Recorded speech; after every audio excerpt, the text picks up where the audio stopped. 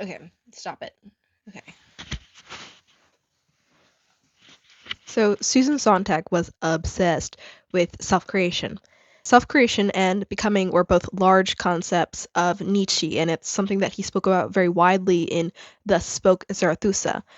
But Susan Sontag, at a very early age, was reading a lot of literature and picked this up. And it became one of the more important moments of her life to realize that she had so much power over what she was going to become. Originally, when she was much younger, she wanted to become Mary Curie. And as a young girl, that's who she looked up to. It was the idea that a woman could sustain herself so much on her knowledge. And this is something that she was ridiculed a lot for as a very young girl. So seeing Mary Curie as someone who she wanted to become, she aimed by reading and writing and learning about chemistry and biology, and then slowly moved more into the humanities as she became older. In fact, we see a lot through Benjamin Moser's biography that she used the ideas of other people, not their ideas, but like the idea of them in order to sort of guide herself into becoming and creating herself. This is a fucking hefty book, and it's marked with points in her life where she it's marked with moments in her life where she knew who she wanted to become and who she wanted to look up to or look up after. There are moments where she decides she's not going to take an interview until she sounds like a certain editor from the Paris Review. There's moments in her life where she decides that she wants to be Martin Eden from one of Thomas Mann's books. And it becomes so vital to her to become the image of what she looked up to.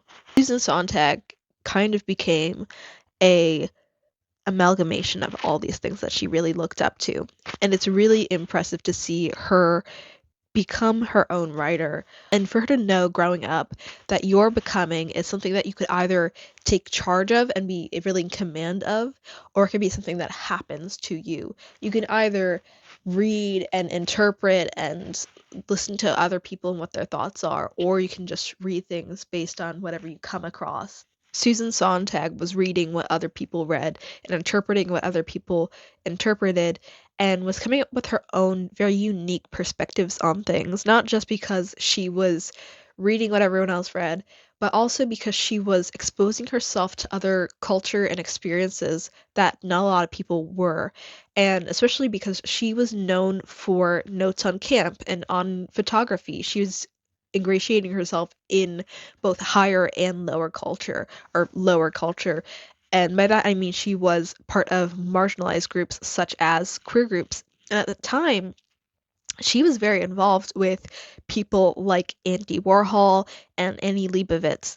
Um, these are both people who are very talented artists, especially in her time, and they guide a lot of cultural commentary. They're also in New York at a time where there's a lot of uh, ballroom culture. There's a lot of more expression in art. That was such a weird transformative point in art where art was kind of going through the same self creation that Susan had gone through when she was younger.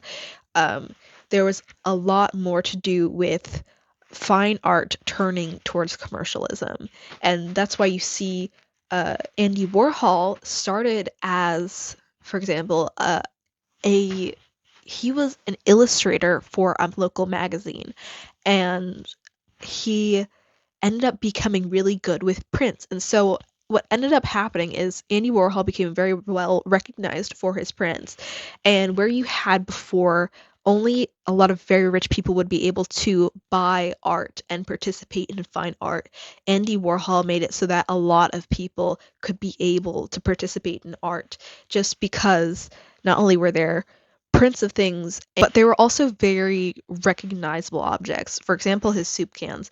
The soup cans were about commercialism. It's the fact that you can find things in any variety that you want, but at the end of the day, it's all still cans of soup and they're all still identical. You have to look closely to determine where that tolerance of your pleasure lies, as in there's only a very slight difference between you being happy that you got this type of soup versus that type of soup, and it becomes almost frenetic how it's very small choices, very small changes. Like they're all typically uh maybe two or three different kinds of creams or stock, vegetable stock, chicken stock, beef stock, and they're all like similar types of meats and vegetables, but it's how the soup is concocted that changes entirely your perspective of it.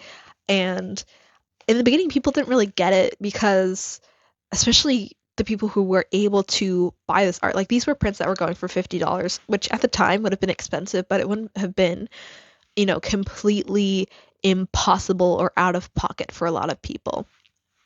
But he couldn't sell any of them. He had to sell all of it to his patron. But at the time, you know, Andy Warhol and the way that he was working with art a lot of the time, he was working with more fine arts that would have been one of one and wouldn't have been reproduced. But a lot of his art was made through the medium of reproduction, was made through Xerox, was made through phone booths and photo booths. So all this art became very approachable to people, not only in how they are made, but also in how they are understood. The message was very clear to them.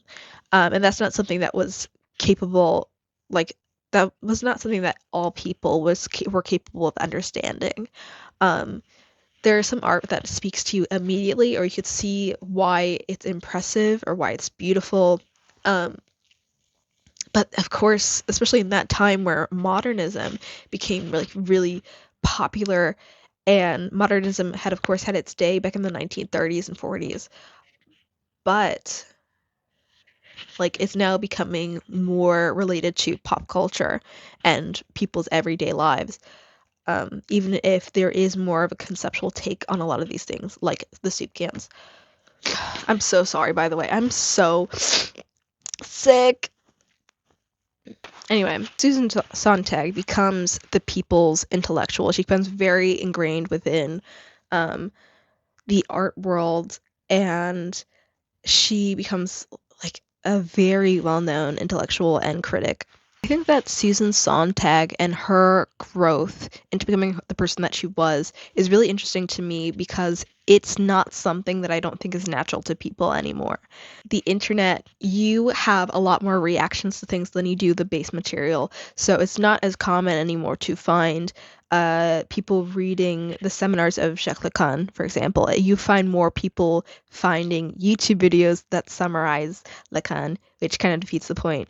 Or you find people who are, for example, finding AI summaries of books. But I also think that the way that people find books is a lot less organic. Rather than going to a bookstore, a lot of people go to online booksellers, which are based more in showing you either the more prominent releases or you're able to look things up.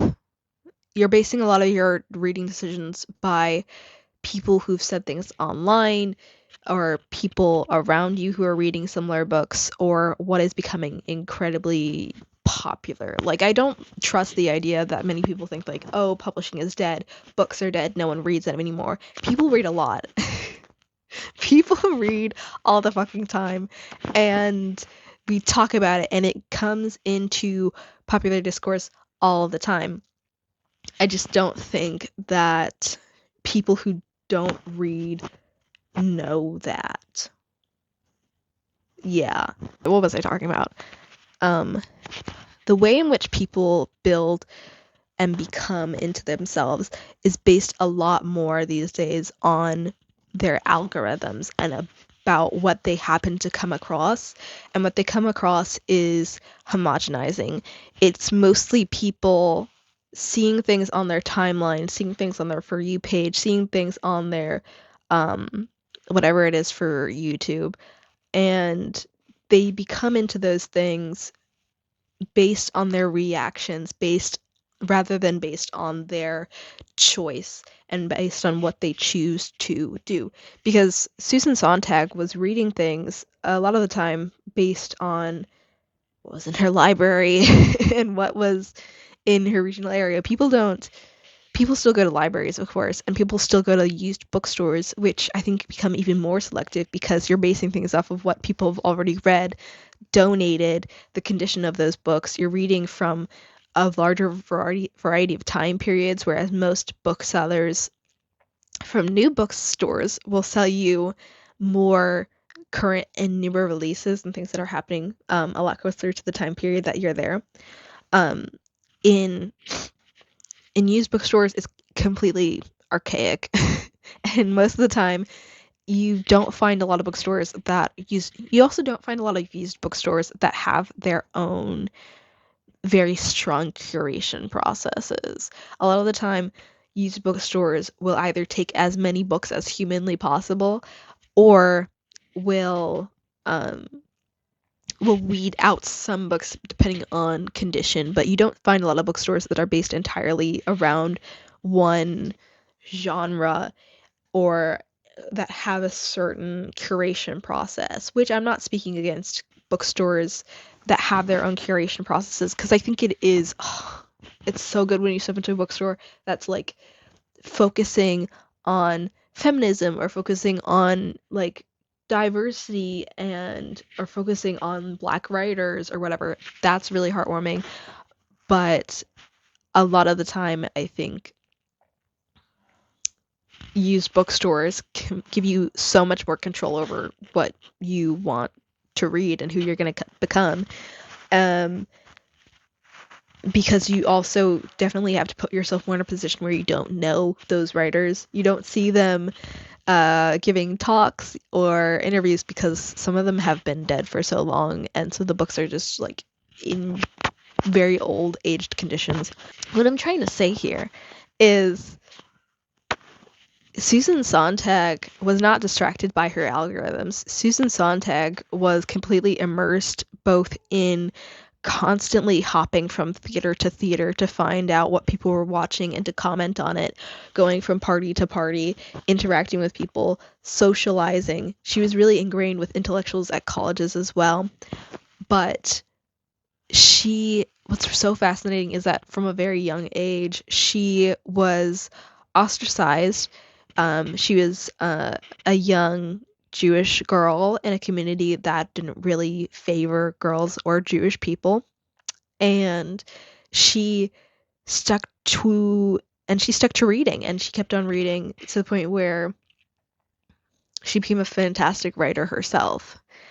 And both because of the education system now and because of algorithms today, I think a lot of people aren't imbued with the same love of learning, and they don't flock to it as easily uh, as a sense of like, this is something for me. This is where I fit in. More commonly now, if you find people who cannot join the team, do not fit in real life, they can find groups online.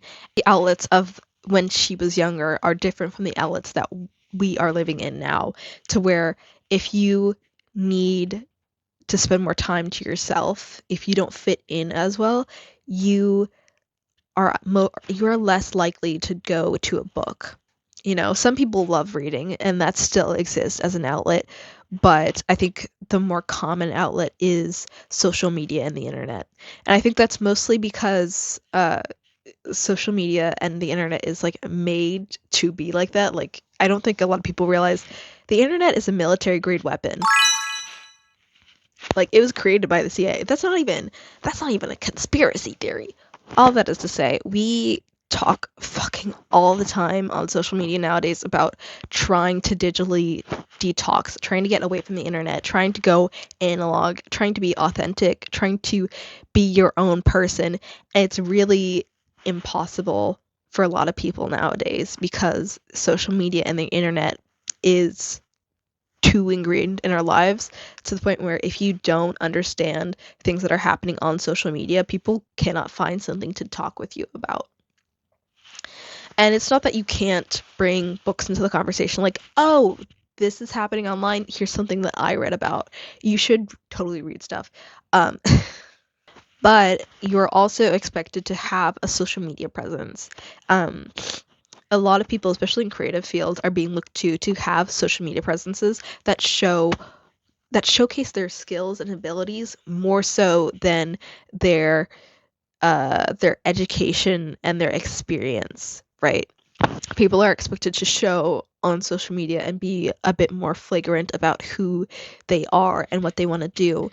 Um, at the same time that you have like this increasing cringe culture and it also being like not the best place online for women, like any type of person who's trying to speak out about racial violence, especially black creators right now are like not comfortable on these platforms because they are being lashed out at every time they try and talk about black issues. I think that there needs to be a medium. And I do talk about this. I have another video where I talk about Bliss Foster's open letter to designers, where he basically says, like, stop using Pinterest for inspiration, stop, doom scrolling on TikTok, because no one wants to see art that's only, a derivative of a derivative of a derivative of a derivative, or a Xerox of a Xerox of a Xerox of a Xerox. People want to see things that come from this expansive level of knowledge that we can take advantage of. Like if you speak English, you have so much like you have so much access to a cultural and language monolith.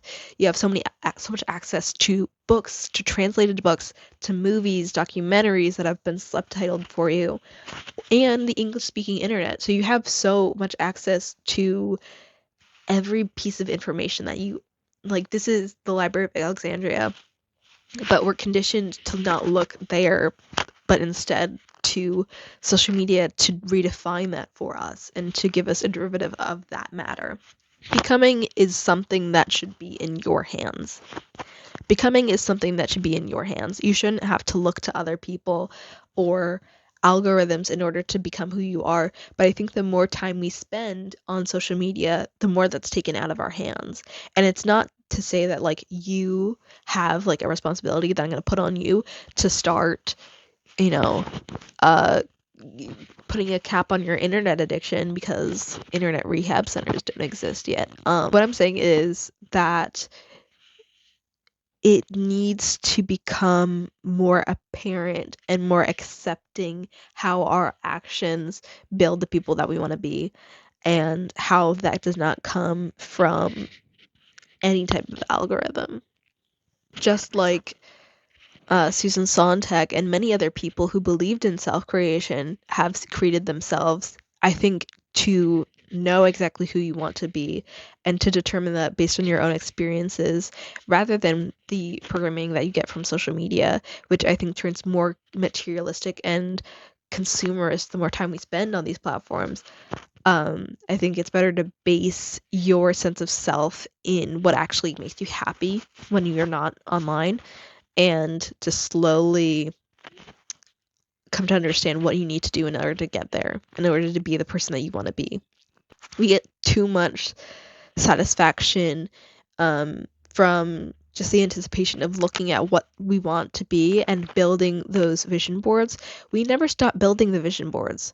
We never stop thinking about who we're going to become, rather than actually doing the things that we want to do. A lot of people, they want to spend more time doing the things that they love when you have more capability than I think you realize.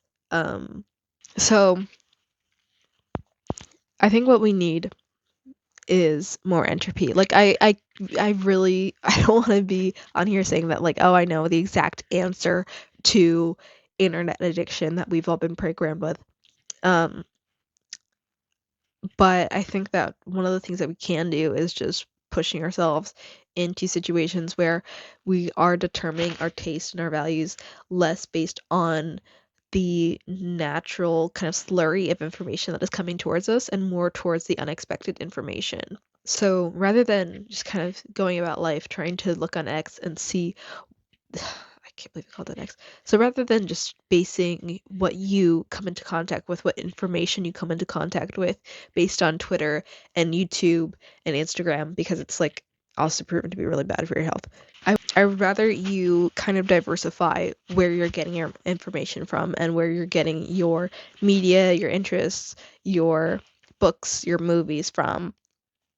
Rather than looking just strictly on Netflix, go to Canopy. Canopy is most libraries have it, most public libraries. You can put in a library card and be able to watch like whatever movies, what the strangest out of the box collection, and Tubi as well. Um,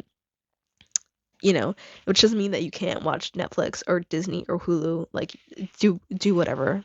Um, but you should be able to diversify things from not just wanting to pick out the perfect movie and like scrolling for 30 minutes on just trying to find the right one, just like you're finding the right can of soup.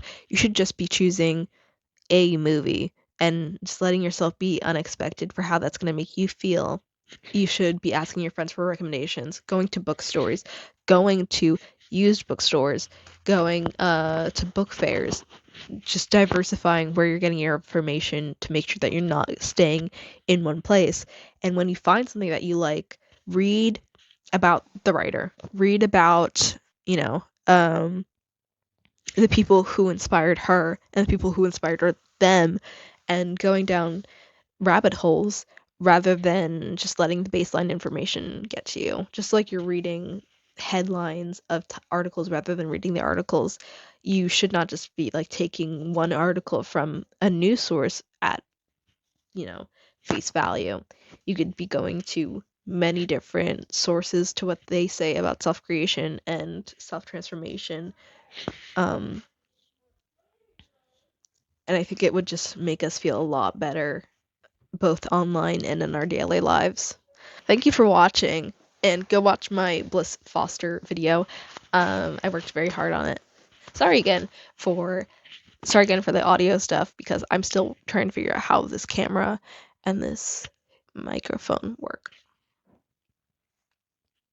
Okay, bye.